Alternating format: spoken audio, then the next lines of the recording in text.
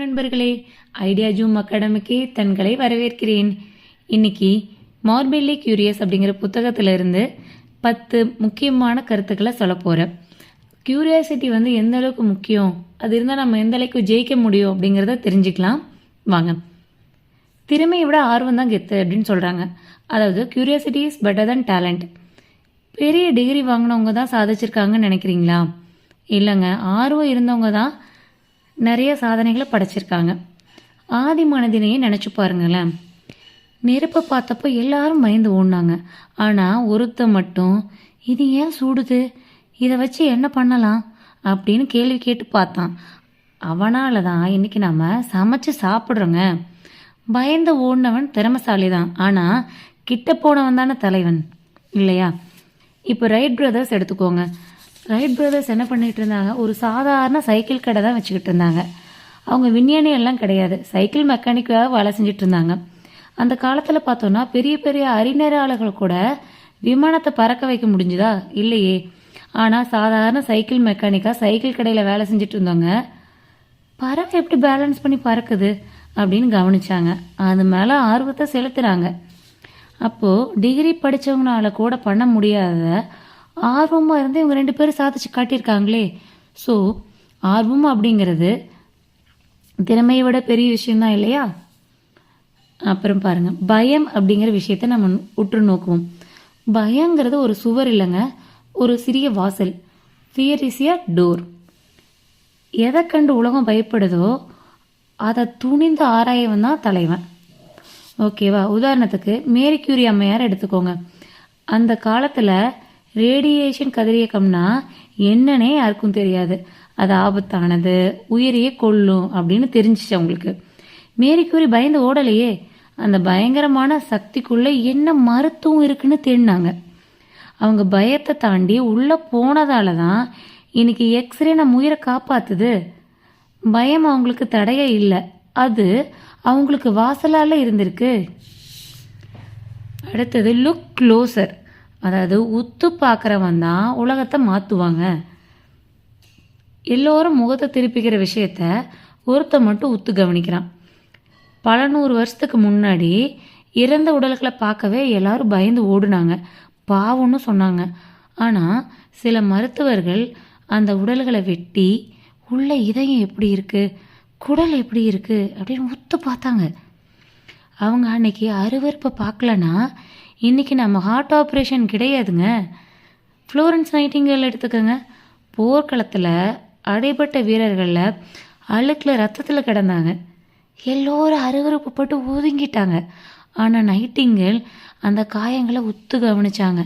சுத்தமாக இல்லாததால தானே இவங்க சாகுறாங்க அப்படிங்கிறத கண்டுபிடிச்சாங்க. அவங்க அந்த அருவருப்பான உண்மையை பார்த்ததால தான் இன்னைக்கு நவீன மருத்துவம் சுத்தமாக இருக்குது. கஷ்டம் இல்லாமல் வளர்ச்சி இல்லைங்க. Discomfort is the price. நீச்சல் கற்றுக்கிறப்போ மூச்சை திணறதான் செய்யும், அது கஷ்டம்தான். ஆனால் அந்த கஷ்டத்தை தாங்கிட்டா தானே நாளைக்கு தண்ணியில் விழுந்து உயிரை காப்பாற்றிக்க முடியும். கம்ஃபர்ட் ஜோன் அழகாக நடந்தாங்க, ஆனால் அங்கே செடி வளருமானா வளரவே வளராது. சொகுசாக இருந்தால் என்றைக்குமே சரித்திரம் படைக்கவே முடியாது. நெல்சன் மண்டேலாவை எடுத்துக்கோங்களேன். 27 வருஷம் ஜெயில் வாழ்க்கை, எவ்வளோ கொடுமை நினச்சி பாருங்களேன். தனிமை, இருட்டு, எவ்வளோ பெரிய கஷ்டம். ஆனால் அவர் அந்த கஷ்டத்துக்குள்ளேயும் படித்தார், மனசை உறுதியாக வச்சுருந்தார். அந்த கஷ்டம்தான் அவரை ஒரு சாதாரண வக்கீலாக இருந்து ஒரு தேசத்தோட தலைவனாக மாற்றுச்சு. ஏன் என்று கேட்பது ஒரு சூப்பர் பவர். ஸோ ஆஸ்கிங் வாய், அது ரொம்ப ரொம்ப இம்பார்ட்டன்ட்ங்க. சின்ன கேள்வியாக தான் இருக்கும், ஆனால் பெரிய பதில் இருக்குங்க. ஒரு கார் விபத்து நடக்குது. சாதாரண ஆள் ஐயோ பாவன்னு போயிடுவான்.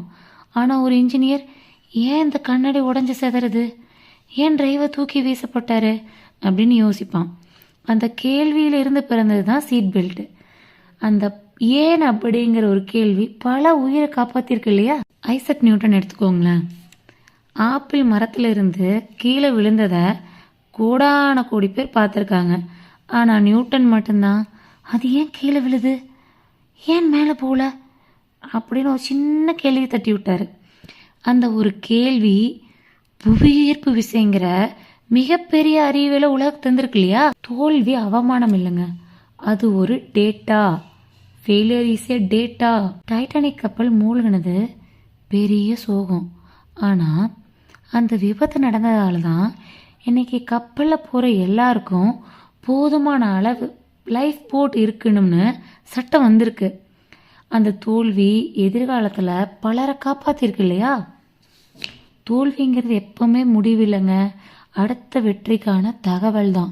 S, failure is data. உதாரணத்துக்கு இஸ்ரோட சந்திராயன் எடுத்துக்கோங்களேன். சந்திராயன் 2 நிலவில் மோதி தோல்வி அடைஞ்சப்போ இஸ்ரோ விஞ்ஞானிகள் அழுதாங்களா? அழலையே. ஏன் மோதுச்சு, எந்த வேகத்தில் தப்பு நடந்துச்சு, அந்த தோல்வியை டேட்டாவாக மாற்றினாங்க. அந்த தோல்வி கொடுத்த பாடம்தான் சந்திராயன் 3 சாஃப்ட் லேண்டிங்காக உதவுச்சு இல்லையா. உண்மை உயிரை காப்பாற்றுங்க. Yes, truth saves lives. Corona வந்தப்போ அதுக்கு கண்ணுக்கு தெரியாத ஒரு சின்ன வைரஸ்னால தான் வருது அப்படின்னு எல்லாம் பயந்தோம். ஆனால் விஞ்ஞானிகள் என்ன பண்ணாங்க, அதை மைக்ரோஸ்கோப்பில் வச்சு இது எப்படி இருக்குது, இதுக்குள்ளே என்ன பலவீனம், அதோட உண்மையான முகம் என்ன அப்படிங்கிறத தேடினாங்க.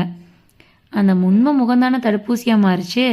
பொய் சொல்லி யாரையுமே காப்பாற்ற முடியாது. டாக்டர் இக்னாஸ் செம்மல்வீஸ் இவர் ஒரு சாதாரண டாக்டர் இல்லைங்க.